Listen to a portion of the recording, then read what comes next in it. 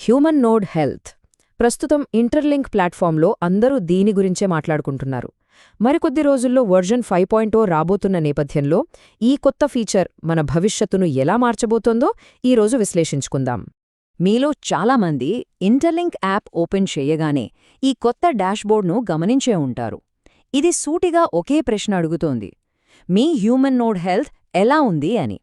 ఇది కేవలం ఒక ప్రశ్నలా అనిపించొచ్చు, కానీ రాబోయే పెద్ద మార్పులకు ఇదొక పెద్ద సంకేతం.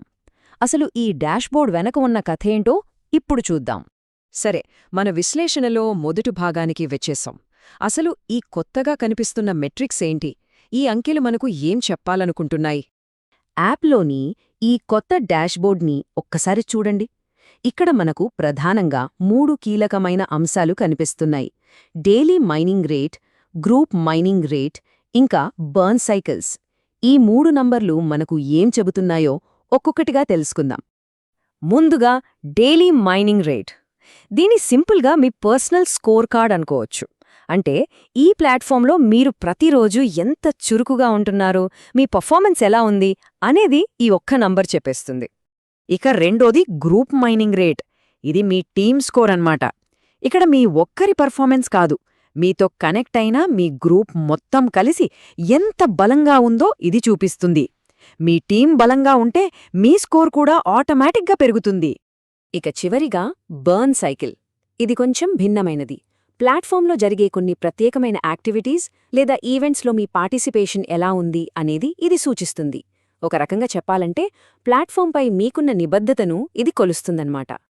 సరే, ఇవన్నీ ఏంటో మనకొక ఐడియా వచ్చింది. కానీ ఇప్పుడు అసలు ప్రశ్నకొద్దాం. ఇంతకీ ఈ మెట్రిక్స్ ఎందుకింత ముఖ్యమైనవి? వీటి వల్ల మనకు ఉపయోగమేంటి? ఈ మెట్రిక్స్ కేవలం సమాచారం కోసం మాత్రమే కాదు, వీటి వెనుక ఒక చాలా కీలకమైన ఉద్దేశం ఉంది. అది రాబోయే ఒక పెద్ద మార్పుకు సంబంధించింది. అస్సలు విషయం ఇదే. అఫీషియల్గా చెప్పిన దాని ప్రకారం రాబోయే వర్షన్ 5.0లో వెరిఫికేషన్ ప్రాధాన్యతను నిర్ణయించడంలో ఈ మెట్రిక్స్ కీలక పాత్ర పోషిస్తాయి. అంటే స్పష్టంగా చెప్పాలంటే మీ వెరిఫికేషన్ స్లాట్ అనేది మీ చేతుల్లో లేదు, మీ నంబర్ల చేతుల్లో ఉంది. ఇది కేవలం ఆరంభం మాత్రమే. వర్జన్ 5.0 లైవ్కి వచ్చిన తర్వాత వెరిఫికేషన్ కోసం విపరీతమైన పోటీ ఉంటుంది.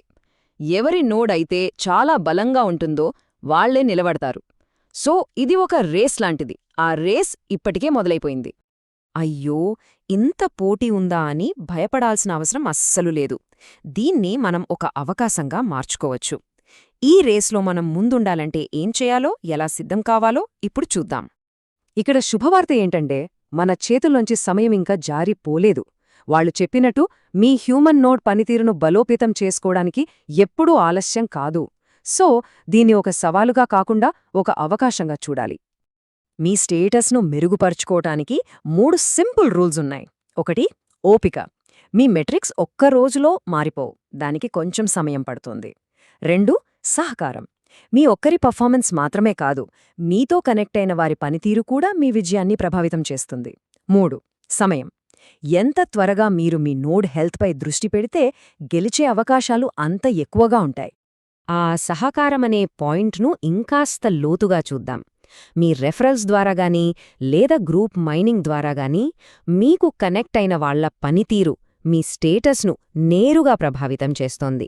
అంటే ఇది కేవలం మీ వ్యక్తిగత ప్రదర్శన కాదు, మీ కమ్యూనిటీ బలం కూడా చాలా ముఖ్యం. మీ గ్రూప్ ఎంత బలంగా ఉంటే మీరు కూడా అంత బలంగా ఉన్నట్టే. సరే, ఇదంతా విన్నారు కదా. ఇప్పుడు మిమ్మల్ని మీరు వేసుకోవాల్సిన ప్రశ్న ఒక్కటే: రాబోయే వర్జన్ 5.0 కోసం మీ హ్యూమన్ నోడ్ సిద్ధంగా ఉందా? ఆలస్యం చేయకుండా వెంటనే మీ యాప్ని ఓపెన్ చేసి మీ నంబర్లను చెక్ చేసుకోండి. చర్యలు తీసుకోవడానికి ఇదే సరైన సమయం.